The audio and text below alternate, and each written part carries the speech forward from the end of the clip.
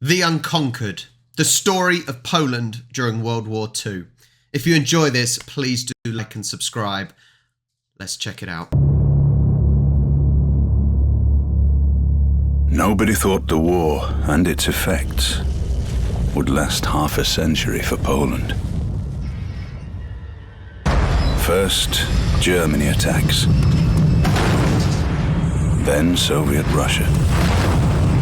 We don't give up, despite being left on our own. First of all, Sean Bean, one of my favourite ever actors. He is incredible. He does the voiceovers for Civilization, the computer game, for each nation. And the drama it creates and his tone and pace just sets for the dramatic effects. And this, with him in, works perfectly. But straight away, it is setting it up so Poland were squeezed, forced by the Germans, forced by the Russians to fight. And straight away, you know how tough it must have been. And I've only seen the first 20 seconds. Really, really moving already. We create an underground state, complete with a government, an army, schools, and courts. We suffer 2 occupations. The Germans murder millions of Polish civilians. The Soviets deport Poles in cattle cars to gulags in the east.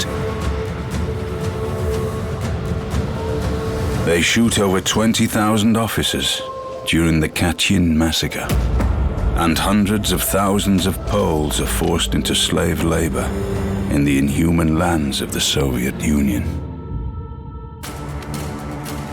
Our army is reborn, moving west, where our soldiers are already fighting alongside the Allies. We conquer Monte Cassino. Our fighters wreak havoc and fear by air, too.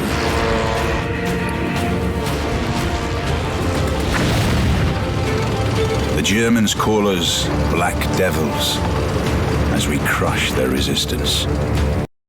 What a change. What a change. It's gone from Poland is basically being tortured, being killed, massacred, sent off, deported to basically work camps and gulags.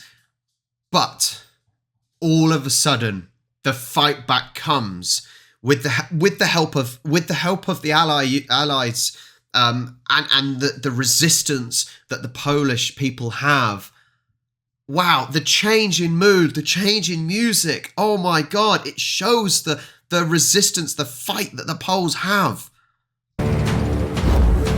Paratroopers make their way to occupied Poland to support the underground state, while our counterintelligence acquires secret plans of the enemy.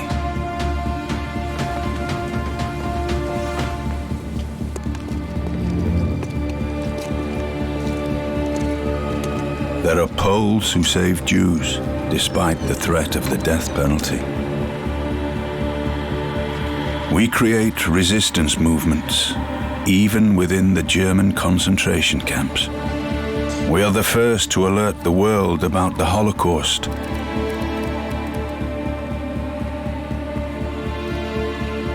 Though politics appear to be more important than human lives. It's just taken a whole new element, hasn't it? It's gone from the physical fight, the physical resistance of the Germans and the Soviets, to now it's a political game that, you know, they've had to resist, and now they have to deal with the politics. So here, for example, over in the United States, it's trying to politics everything. And I know that's life.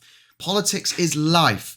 But when there was so much pain and suffering going on, you know, it's an extra level that the Poles had to go through to try and get the support they needed. Wow, it's surprisingly really tough to watch, but also really kind of uplifting at the same time. And nobody listens to us.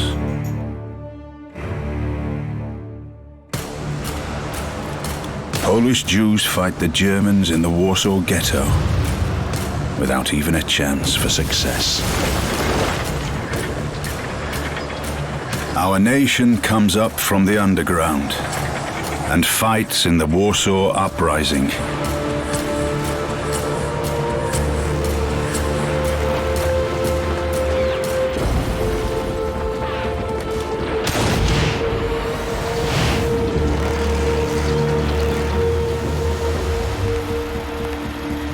We break the German Enigma code, saving millions of lives. But in exchange for all that we do, we are betrayed. The free world distances itself from us. So, I know this is what upsets a lot of Polish people, and it makes complete sense. Now, I've spoken to my dad about this, and my dad was a Green Jacket. If you know Green Jacket, Sean Bean played Sharp, and he was a Green Jacket. So that is what my dad was. Obviously not the same time as when Sharp was.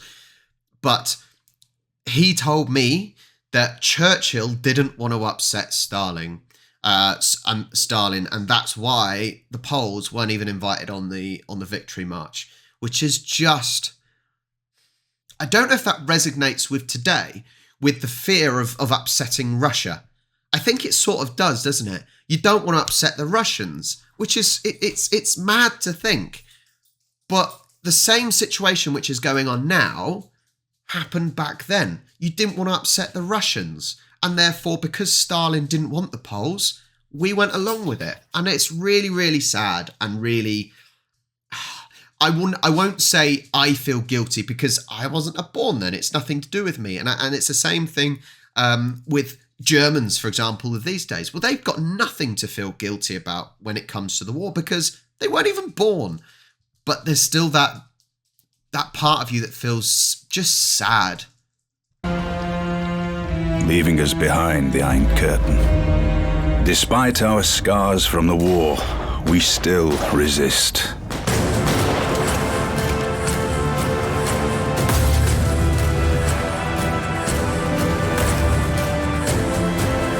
The Pope gives us strength.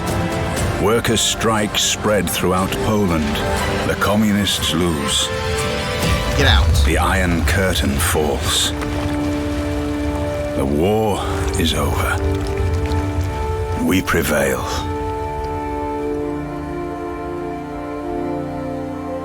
Because we do not beg for freedom. We fight for it. Unconquered. The Unconquered. Wow. That's last saying, we don't beg for freedom, we fight for it. Lots of Poles have been saying that in my comments on sort of War Ones videos that I've done. As I said, that goes from the lows to highs to lows to highs again. And every time the Polish keep fighting, they keep surviving. And I can perfectly understand why the Poles, certain Poles may resent the support possibly. Maybe, I don't know if that's the right word. There might be some animosity, there's sort of some resentment maybe of being almost a part of the European Union or getting help from the Brits, for example, because back then we screwed you over at the time when you really needed the support, when everything was sort of finishing for us, but was carrying on for the Poles. And so I can certainly appreciate and understand the resentment and the unhappiness about it. It's tricky now though, because like I said, I wasn't there then, so generalizing that just because it happened then, it will happen again. And that's not necessarily the case. I think we've got to look forward and we've got to move on. But I can appreciate where people feel and why you feel like that. In terms of this little short movie, wow.